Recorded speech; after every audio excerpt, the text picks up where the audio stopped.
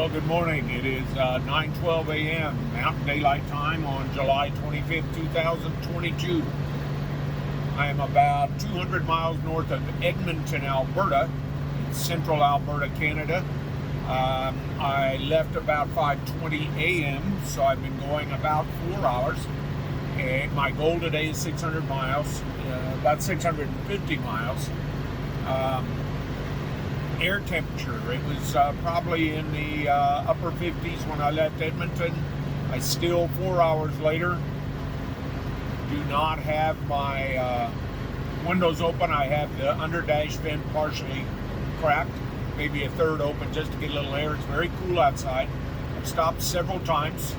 First, way back at 49,067 miles, about 150 miles back, I suddenly just had a dead engine. It had missed a half dozen times in the 10 previous minutes. All of a sudden it died. I did not lose power to the car, but I did, as far as electrical power, the engine was dead. I coasted to the side and looked and started evaluating, and in about 15 minutes found that I had a loose nut on the negative terminal of the coil. The wires thus becoming loose and losing the electrical connection. Tighten them up. I've had no further issues. At 49,121 miles, there's a huge dead moose on the right side of the road. May not mean anything to anybody. Lots of warning signs for moose out here on the highway. Haven't seen any moose. As you can see, it's not a heavily traveled road, although right now it is a very good road and 4-lane even.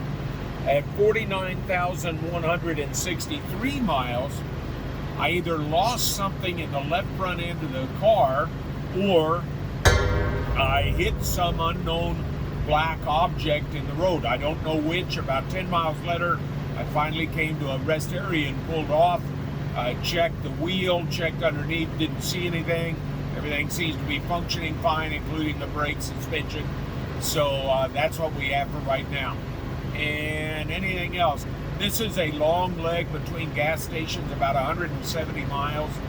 I can go, I got 12.62 miles a gallon on the first tank this morning.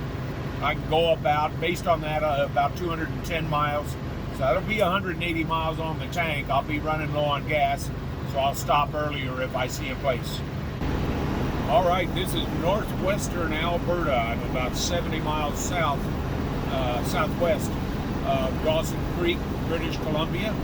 It is 11:20 a.m. Mountain Daylight Time. The temperature is about 70 degrees.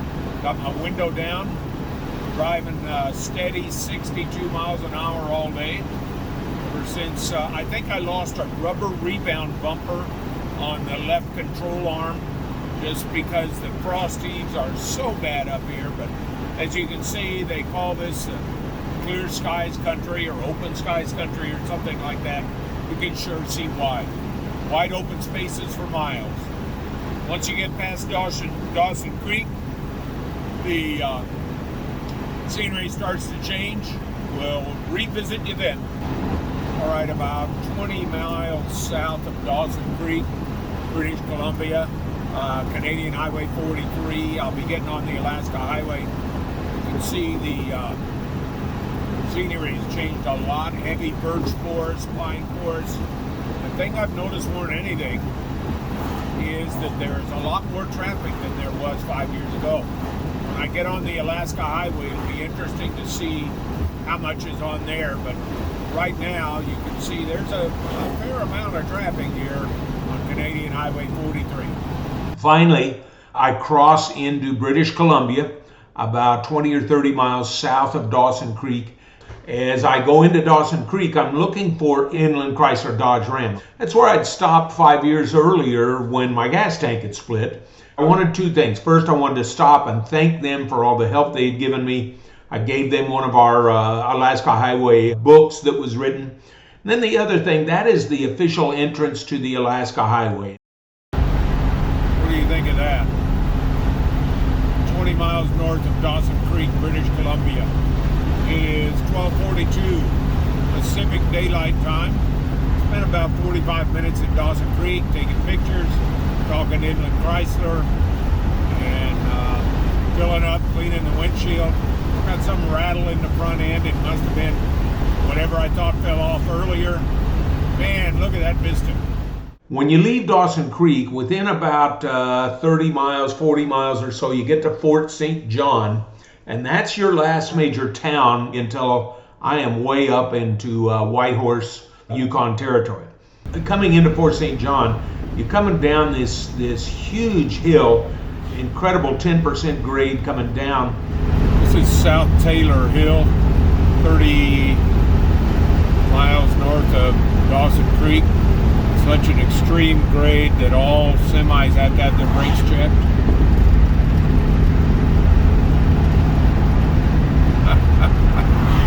You can kind of see. Holy crap.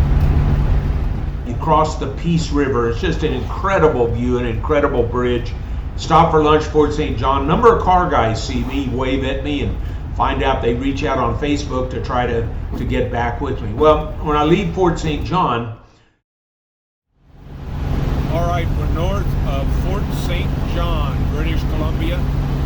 Road snaking off into the distance. I filled up with gas 40 miles outside of Dawson Creek just because if the gas station isn't open in Pink Mountain, I might barely be able to limp into Fort Nelson, where I'm going for the night. When I did this trip last time, Pink Mountain saved my rear end. The lady stayed open.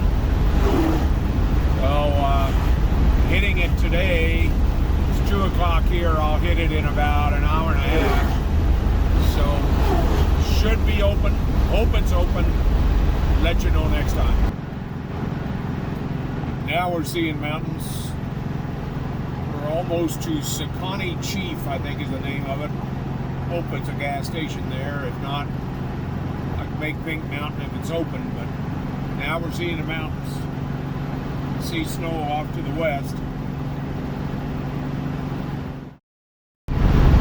Okay, we're coming into Pink Mountain. This is the place that saved my bacon about 5 years ago. I was out of gas. We need gas today, but I'm not out of gas. Lady stayed open late for me, so here we go. Pink Mountain, British Columbia.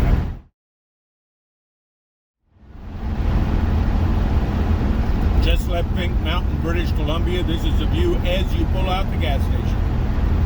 How's that for incredible?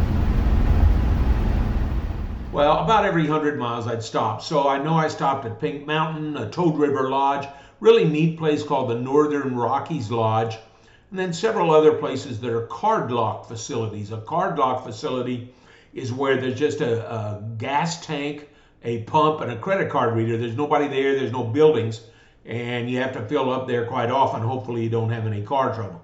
The scenery was incredible, beyond description. Going off to the west, you could start to see some snow-capped mountains. After a while, I'd been really lucky getting good gas, but after a while, the quality of the gas dropped off quite a bit. Well, when I get into Fort Nelson, I know that I got issues going on. There's something bad in the front end. Whatever fell out might be it. Getting a lot of noise. It still drives fine. I get a lot of metal on metal noise when I'm going up and down in bumps, and I'm getting a rattle out of the back. But I get into Fort Nelson late enough that all I can do is get gas and try to find out where to go in the morning, because I want to put this thing up on a lift before the next day comes. So that's the end of that day, and we'll get on to the next day here in a minute. Go ahead.